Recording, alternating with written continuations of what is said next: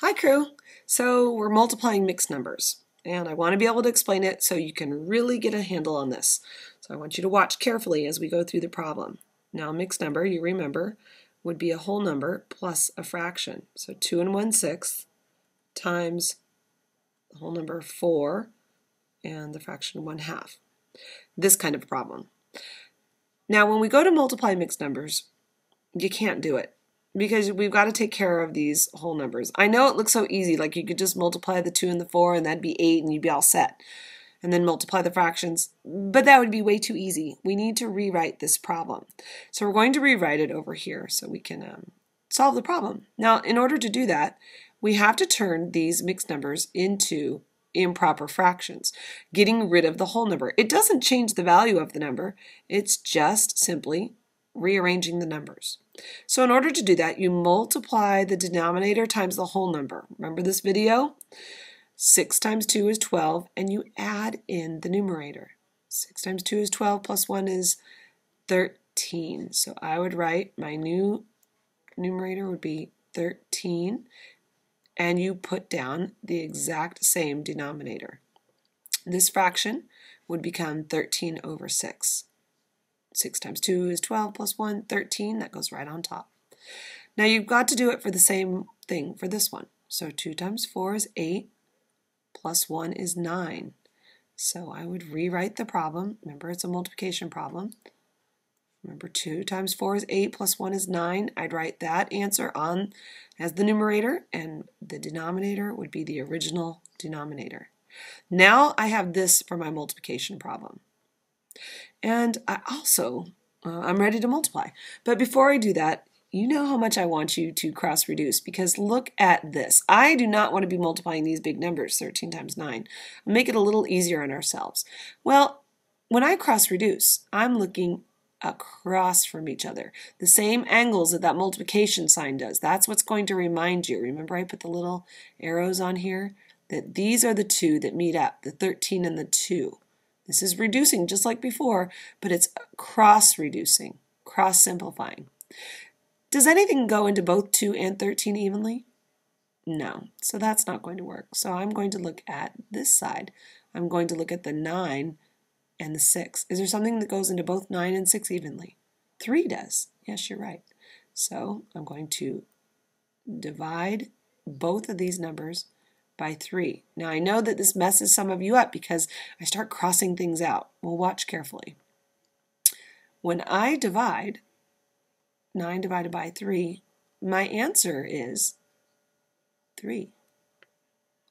So my new number, my new numerator would be 3 because I just reduced it.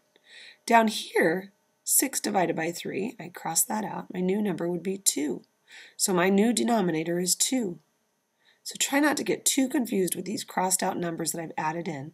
Make sure you see your new number. You got to write really carefully here. All right, so now I'm ready to multiply. And finally, I can just go ahead and multiply straight across. So first thing I do is multiply 13 times 3. Now if you can't do that in your head, then you can come over here and do chicken scratch, as I call it, and just write down the problem.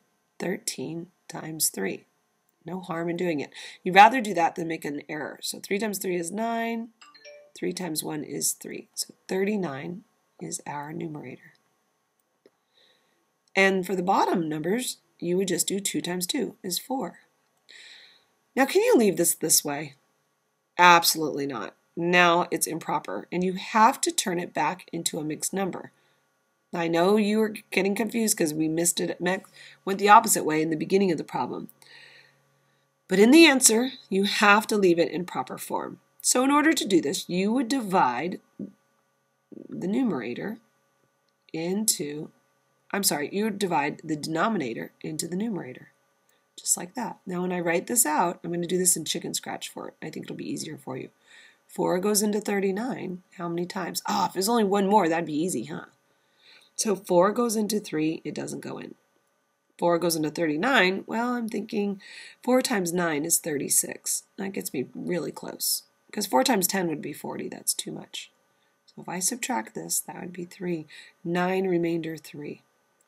Now when we solve this, you have to do the whole number. It goes in 9 whole times. Got to squish it in here.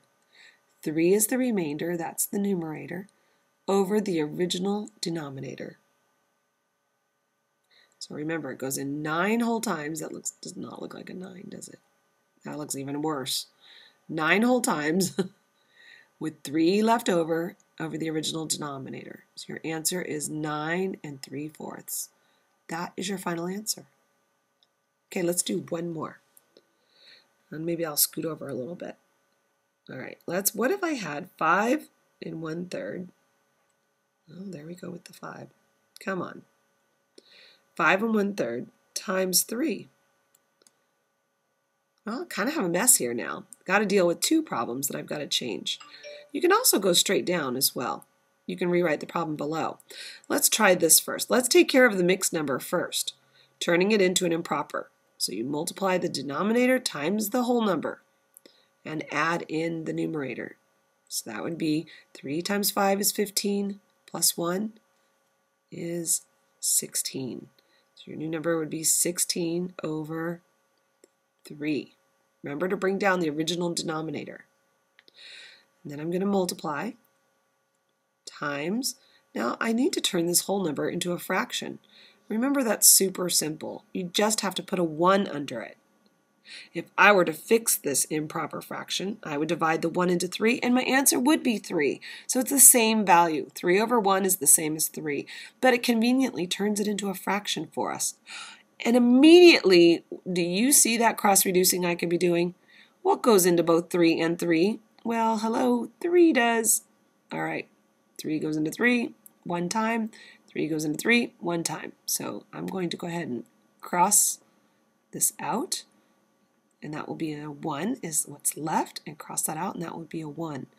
Look how easy this multiplying is now. I'm ready to multiply across. So kind of forgive me. Let me get this. There we go. Look at that. That's fancy, huh? Erasing. All right. So this arrow, now I'm ready to multiply across. 16 times 1, 1 is 16, and 1 times 1 is 1. Now, you can't leave it this way. Any number over 1 is simply that number. So my answer is 16. Oh, disappeared. Come on. It's 16. There we go. Does that make sense? I hope this is helping. Try really hard on your homework. If you're stuck, bring your questions to class tomorrow. Good luck, crew.